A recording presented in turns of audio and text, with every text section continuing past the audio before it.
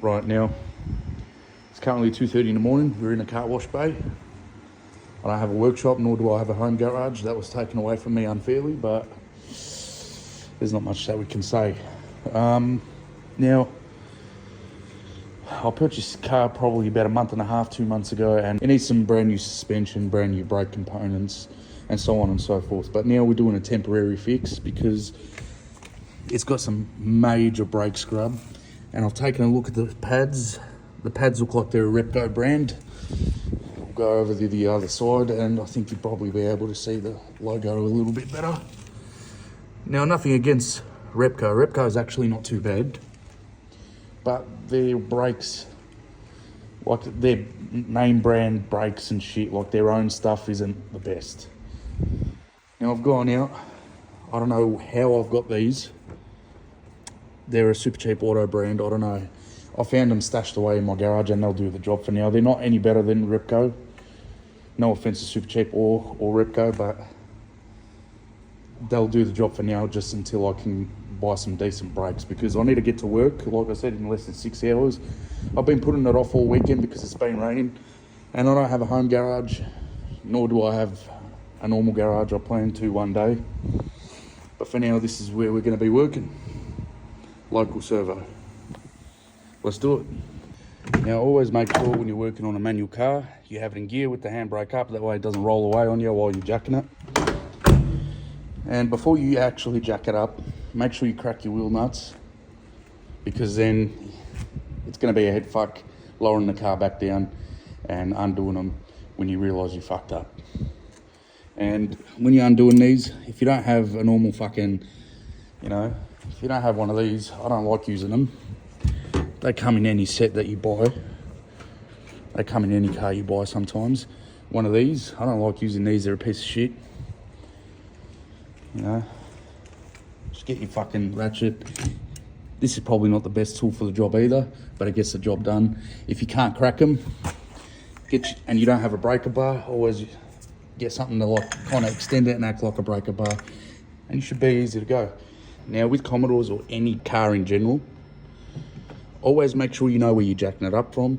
I've had about 20,000 of these fucking Commodores, and every time I buy one, every second or third one has a bow in the rear, or sometimes even front in the floor pan, because they've decided to jack them up. This one, thank fuck, because it is a cunt to fix, doesn't have it. But just be mindful, because I've bought some Commodores before and their floor pan's bent because some dickhead decided to jack it up from the middle of the floor pan instead of just reading a service book or even doing 5 minute worth of research online to find out where the jacking points on his car is. Now, once you finish wanking yourself off with these shitty fucking scissor jacks, slide yourself a jack stand under there. I don't typically like to put them on my seal panel because it tends to crush it. I don't even like to put them on the chassis rails down there. Don't like to do that either. It just bends and makes them look ugly. Just put them on your rear subframe somewhere nice and sturdy and structural. That way it doesn't collapse on you when you're working on your car. On the Commodores, there is a nice space here.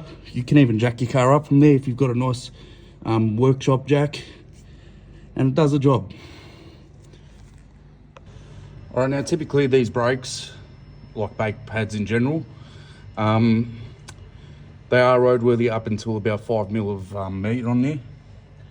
That looks about right, but if you look close to all these little shavings that are flying everywhere, just indicates how bad these fucking brake calipers are. They're absolutely shit. And they keep causing brake scrubbing, brake noise, brake grinding when you come to brake. These discs aren't too bad. They don't feel warped. There is a tiny bit of a lip, but that is not enough to cause brake scrubbing or any of that, or any of the sorts, Usually it's either the brake pad or the disc that cause brake scrubbing. Either the disc is warped or the brake pads are completely shit. And in this case, it does look like these brake pads are completely shit. Now you're on to the easy part of dismantling the brake caliper to change your pad. There are 2 bolts, one up here, one down there. They're both size 15. Sometimes there's a little place here that you have to get a spanner. It acts like a nut where you just hold it to undo that bolt. Sometimes you do, sometimes you don't. It just depends on how old this shit is. And this one's pretty old, so I didn't have to hold it here. It just undone within the first turn. And I think I found the culprit. Here's what the brake pad from behind looked like.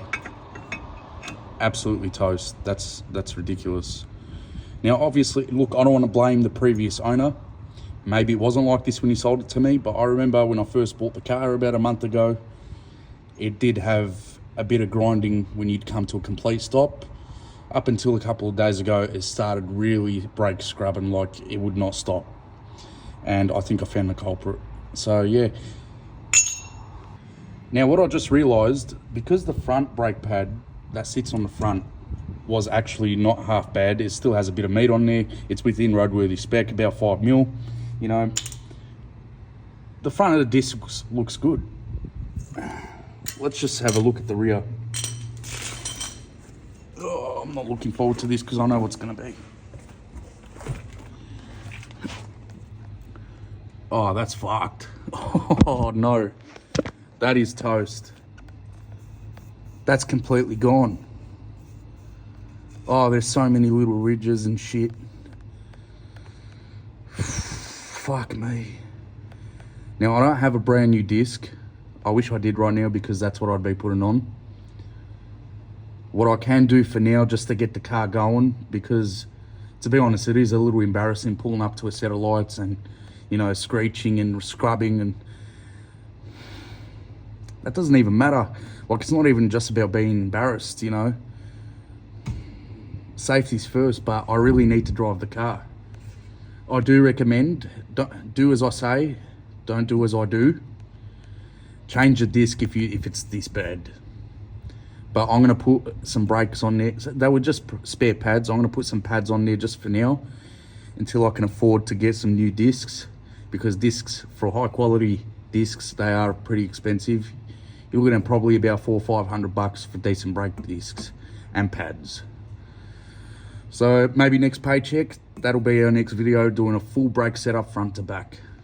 All right, we've got the new brake pads in. We've got to pump that piston back. What I usually like to do with the Commodores, they're very simple cars. Pop the bonnet, get that nice and going. Shoddy fucking shockers. Open the brake booster up. That way, when you push that piston back, it doesn't create pressure in here. And most of the times, you don't have to re-bleed your brakes. No air should get in here whatsoever. You've got two options. You can use one of these. I like to use these. These aren't bad. Or you can use one of these. I like using them, but they're not, you know, ideal for me. I usually prefer this. It's all preference, guys. Now, if you don't know how to use one of these, it's pretty straightforward. Just get an old brake pad, put it on a piston, and then wedge your tool in there, and then just wind until that goes all the way back into its housing. Pretty simple. No, it's not rocket science. Some people get confused and, oh, how do I do it? Pretty straightforward. And that's typically why I like to use this tool. Simple tools make your job more simple. Okay, keep that in mind. Simple tools make your job simple. All right, once you've wound that all the way down, you can no longer turn it. That means it's ready to be taken off and reassembled. All right, when you assemble your brake caliper back on and you got it all in, always make sure these pins are sitting nice and flush inside. You don't want them hanging out, overlapping onto the outside of the brake caliper. You want them tucked in like that, nice and even and flat. All right, we're back together. Now, as I mentioned before, there is kind of like a place to put your spanner to hold it, acting like a nut as you tighten this bolt. That sometimes spin, that doesn't. And that's due to lack of lubrication. As you're servicing your brakes, you should add a piece of lube. There's like a pin in there that moves back and forth, and that does require brake lube. It's not as it sounds. Don't lube your brakes unless you want to die. Always just lube that pin. Dip it in a tub of lube, or even, you know, high temp grease. It all works. And there you go. Now, I have noticed, I need you guys' opinion. This is a standard 308 diff. The car is a factory manual. I've always known that the factory manual Commodore V6s in the VYs come out with a LSD diff. I'm not sure if it's a 308 ratio, but I know they do come out with a LSD.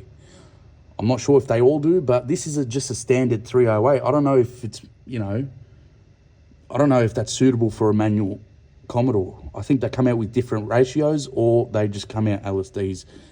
I need you guys to comment and let me know. Now, I do need to mention something. My videos are just for entertainment purposes. Don't go out and start working on your car without doing proper research and studies. You know, every car's different. Every Commodore is different. Not really, but, you know, just study, do your own homework. And if you're not sure, ask a mechanic or go to a mechanic. I'm pretty confident working on my own cars. I have ever since I was 16. And whatever I do, my life's in my hands, basically, and I don't want to have everyone else's life in my hands. Do your own research, your own study, ask around, ask your old man, ask your granddad, anyone, if you're not too sure.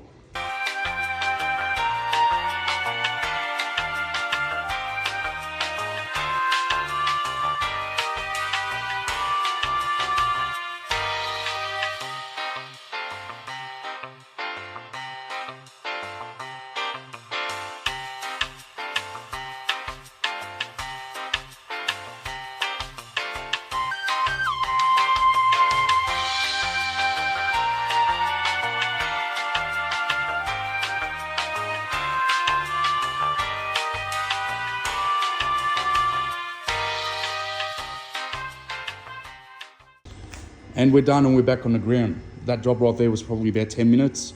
I timed myself. If you take away the time it takes you to jack up the car and get the wheel off, it probably takes about 5 minutes all up to get that pad out and replaced. They're very simple cars to work on. They're a perfect first car. They're very simple to learn how to work on cars in general. Not every car's the same, obviously, but they do have, you know, the general know-how, you know, to learn how to do it. Sound's completely gone, and all you can hear is that shitty ass exhaust. But yes, brake scrubbing's completely gone. I do need to change that disc either way. I don't recommend driving it like that. But yeah, brake scrubbing noise is gone. Because that disc, the surface is so roughed on the inner, it will eat away at all the fucking meat on that brake pad.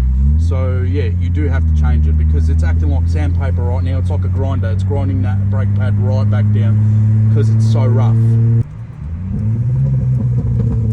Oh, you know what, for a 6, those cracks and pops don't actually sound bad. Hopefully you guys enjoyed the video. I'll hopefully see you in the next one once I've got some proper brakes set up ready to go on. And I might change the sound of this ugly ass exhaust. So there's a lot more videos to come, just let me know. Cheers and see ya.